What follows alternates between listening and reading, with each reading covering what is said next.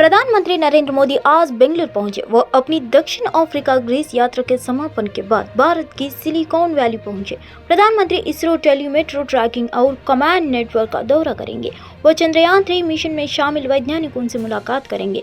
इसरो वैज्ञानिक पीएम मोदी को चंद्रयान 3 मिशन के निष्कर्ष के बारे में भी जानकारी देंगे। इससे पहले पीएम मोदी ने 22 से 24 अगस्त तक चले 3 दिवसीय ब्रिक्स शिखर सम्मेलन का समापन किया। बेंगलुरु पहुंचने पर पीएम मोदी का जोरदार स्वागत हुआ। उन्होंने बेंगलुरु में HAL हवाई अड्डे के बाहर एकत्र लोगों का अभिवादन किया।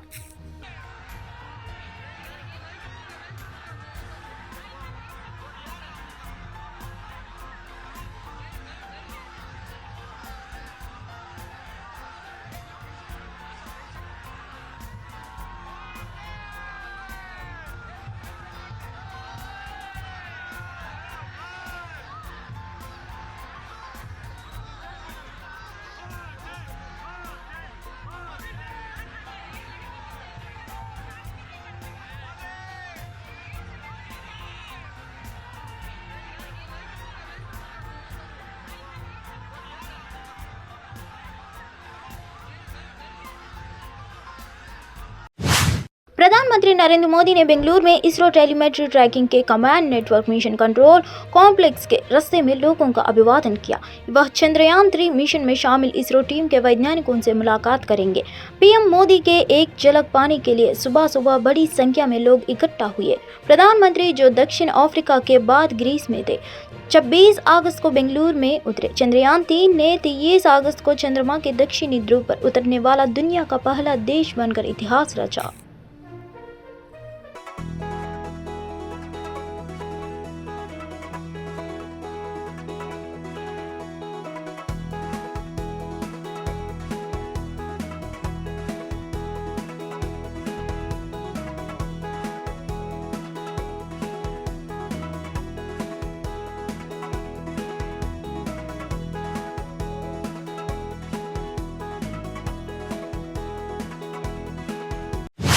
प्रधानमंत्री नरेंद्र मोदी बेंगलुरु में इसरो मुख्यालय पहुंचे और यहां उन्होंने चंद्रयान 3 के वैज्ञानिकों से मुलाकात की।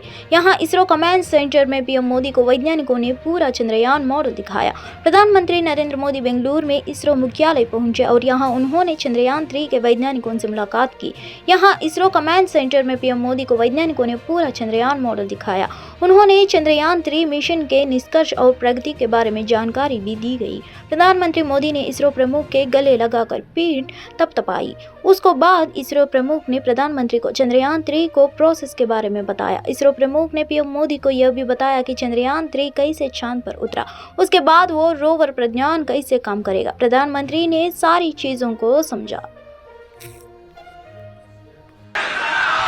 जय विज्ञान, जय विज्ञान, जय जवान, जय जवान, जय विज्ञान, जय विज्ञान, जय विज्ञान।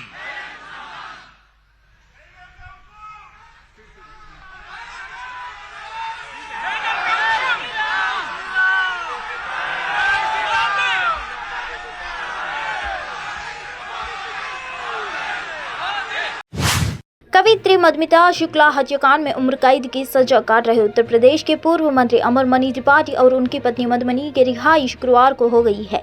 इससे पहले अमरमणि त्रिपाठी की रिहाई की खबर सामने के बाद आने कई नेताओं ने अपनी प्रतिक्रिया दी। इसी कड़ी में मैनपुरी से समाजवादी पार्टी के सांसद और अखिलेश यादव की पत्नी डिम्पल यादव ने अमरमणि त्रिपाठी की रिहाई को निराशाजनक बताया है। डिम्पल यादव ने कहा, बहुत ही निराशाजनक है। यूपी में महिलाओं के, गुजरात में भी इसी तरीके का किस्सा आया था। जो लोग आरोपी थे उनको रिहा किया गया था और बीजेपी के लोगों ने उनका फूल मालाओं से स्वागत किया था। आज बहुत ही अलग परिस्थितियों है जिससे भारत गुजर रहा है। एक अलग तरीके का मैसेज दिया जा रहा है पूरे देश में महिलाओं के खिलाफ। उनका जो छोड़ा जा रहा है, मैं समझती हूँ ठीक नहीं। मैम, अमरमणि त्रिपाठी की रिहाई जो हो रही है उसको लेकर क्या कहती हैं? मैं समझती हूँ कि जो ये रिहाई हो रही है तो यह एक तरह का मैसेज दिया जा रहा है पूरे भारत में कि महिलाओं की स्थिति क्या है, चाहे बिकनी बालो केस हो, चाहे ये वाला पूरा केस हो। तो इस तरह के जो ये आ रहे हैं रिहाई के जो ये फरमान निकाले जा रहे हैं, मैं समझती हूँ ये हमारी भारत की संस्कृति, सभ्यता और महिलाओं के लिए बिल्कुल सही तरह का संदेश नहीं जा रहा है। ये ऊपर वाले का आशीर्वाद है और हम लोग 20 वर्षों से इसके लिए तरस रहे थे, अपने माँ बाप के लिए तरस रहे थे। आज वो घड़ी आई है। हमारा पूरा परिवार, सभी लोग बहुत खुश हैं, अत्यंत खुश हैं। इस खुशी को बयान नहीं किया जा सकता। अमन और पुश्तैनी घर पे जश्न का माहौल है। स्थानीय लोग आपके पिताजी चाह रहे हैं तो जल्दी घर आए, क्या कहेंगे? नहीं, बिल्कुल सर, कौन नहीं चाहेगा, ये बताइए। 20 साल से जिसने अपने नेता को नहीं देखा, अपने भाई को नहीं देखा, अपने भारतीय अंतरिक्ष अनुसंधान संगठन के प्रमुख एस सोमनाथ ने प्रधानमंत्री नरेंद्र मोदी को दृश्य प्रभावों के माध्यम से चंद्रयान 3 की सफल सॉफ्ट लैंडिंग के बारे में बताया। पीएम मोदी ने बेंगलुरु में इसरो टेलीमेट्रो ट्रैकिंग और command network mission control complex में चंद्रयान 3 में शामिल इसरो वैज्ञानिकों से मुलाकात की।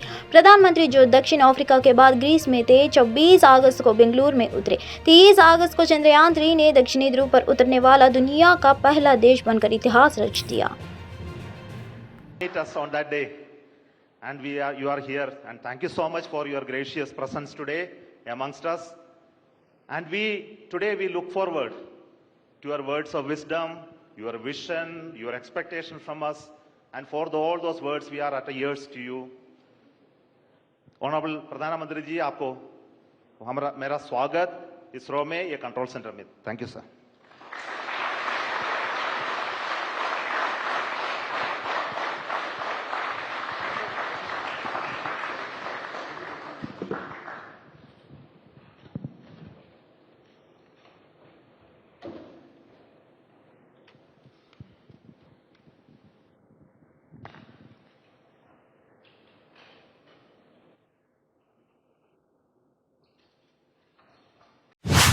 G20 शिखर सम्मेलन की सुरक्षा व्यवस्था पर बोलते हुए पुलिस उपायुक्त देवेश कुमार महला ने उल्लेख किया कि G20 दिल्ली पुलिस के लिए अपनी व्यावसायिकता के दिखाने का एक बड़ा अवसर है। देवेश कुमार महला ने कहा, हम पिछले कई महीनों से तैयारी कर रहे हैं, हम पूर्णतः रिहर्सल भी कर रहे हैं। G20 दिल्ली पुलिस के लिए अपनी व्यावसायिकता के दिखाने का एक बड़ा अवसर है। हम 0% त्रुटि सुनिश्चित करने के लिए अपनी पूरी कोशिश कर रहे हैं। अब तक हमने 10 रिहर्सल किए हैं। हम किसी भी खतरे या आकस्मिकता से निपटने के लिए पूरे तरह से तैयार है।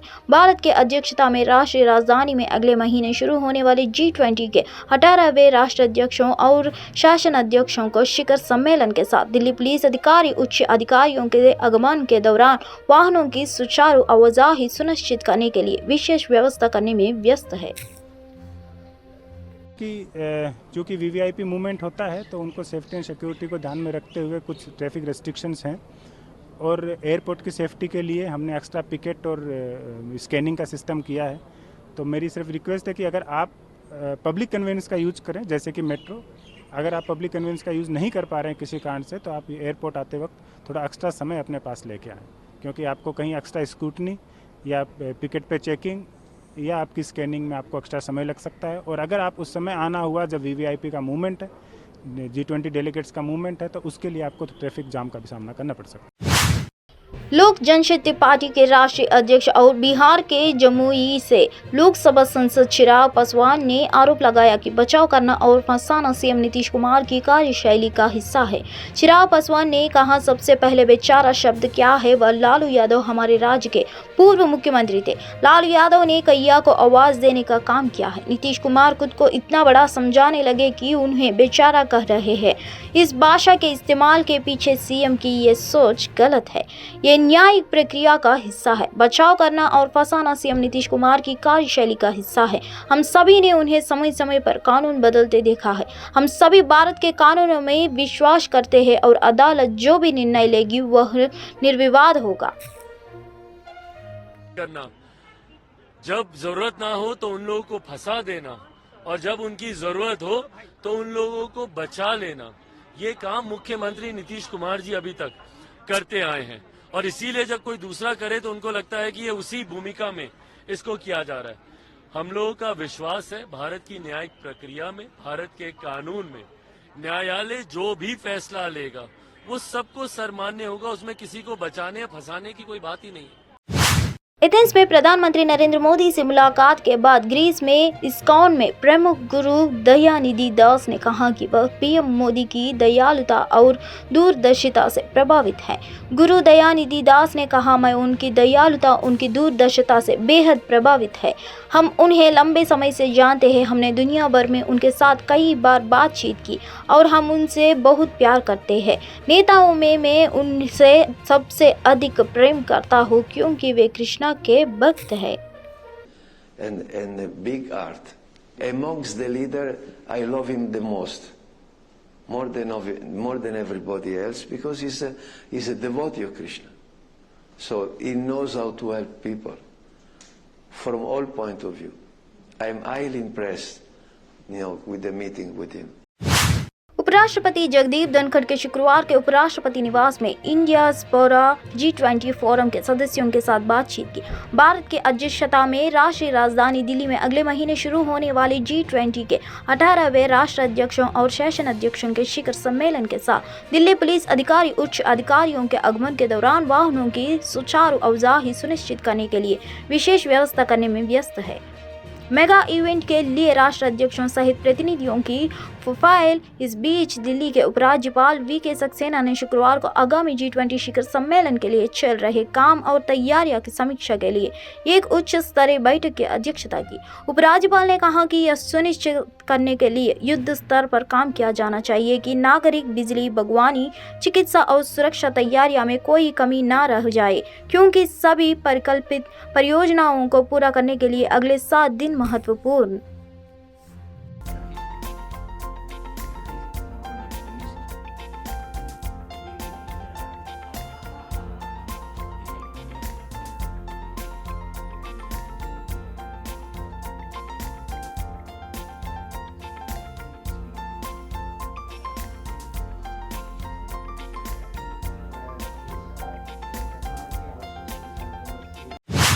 मधुमिता शुक्ला हत्याकांड में उम्र कैद की सजा काट रहे उत्तर प्रदेश के पूर्व मंत्री अमरमणि त्रिपाठी और उनकी पत्नी मधुमणि त्रिपाठी को रिहा कर दिया गया है। अमरमणि और मधुमणि आज घर नहीं जाएंगे, दोनों अभी अस्पताल में ही रहेंगे। अमरमणि त्रिपाठी और मधुमणि त्रिपाठी की रिहाई पर उनके बेटे अमरमणि त्रिपाठी के प्रतिक्रिया सामने आ गई है। अमरमणि त्रिपाठी ने कहा, यह ऊपर वाले की आशीर्वाद है। 20 साल से हम अपने माता पिता के लिए इसका इंतजार कर रहे थे। आज वहाँ घड़ी आ गई है। मैं और मेरा परिवार सभी बहुत खुश है। हर कोई खुश है, इसे शब्द में बयान नहीं किया जा सकता है। देखा, जिसने नहीं देखा है उसके दिल से पूछिए उसके ऊपर क्या बीत रही है। आपको जीत मिली है, क्या कहेंगे? क्या कहेंगे आप? देखिए, हमारे परिवार का पूरा विश्वास भारत के संविधान में, भारत के कानून में है और हम लॉ अबाइडिंग सिटीजन हैं। हम हरदम भारत के संविधान से बाध्य रह करके ही हर